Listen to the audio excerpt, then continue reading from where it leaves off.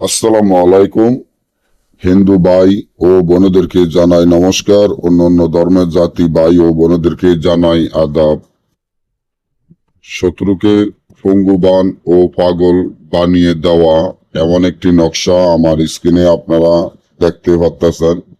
শত্রুকে পঙ্গুবান ও পাগল বানিয়ে দেওয়ার জন্য এই নকশাটি যথেষ্ট পরিমাণ সুন্দরভাবে কাজ করে।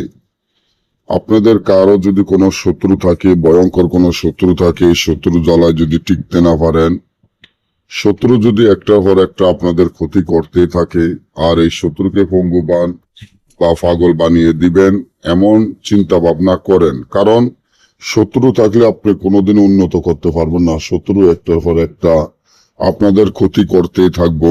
তাই শত্রুকে পঙ্গুবান হয়তোবা শত্রুকে পাগল বানিয়ে দেওয়ার জন্য এই নকশাটি যেভাবে আছে সেভাবে লিখতে হবে। লেখাতে কোনো ভুল করা যাবে না, কারণ একটা শত্রু থাকলে আপনাকে উন্নতি করতে দিব না। শত্রু আপনার পিছনে লাগিয়ে থাকলে একটার পর একটা ক্ষতি করব। আপনারা অনেক জায়গায় অনেক তান্ত্রিক কবিরাজের অনেক রকমের টাকা পয়সা দিয়েছেন, কেউ আপনার এই কাজটি সফলতা করতে পারে নাই।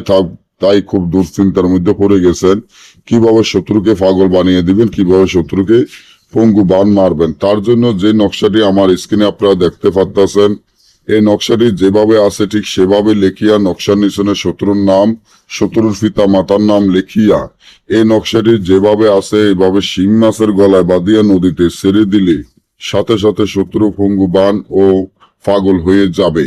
আর যদি আমাদের থেকে দেশে এবং দেশের বাইরে থেকে সরাসরি মোবাইলের মাধ্যমে যোগাযোগের মাধ্যমে যে কোনো কাজ করে নিতে পারবেন। সকলে ভালো থাকবেন, ধন্যবাদ।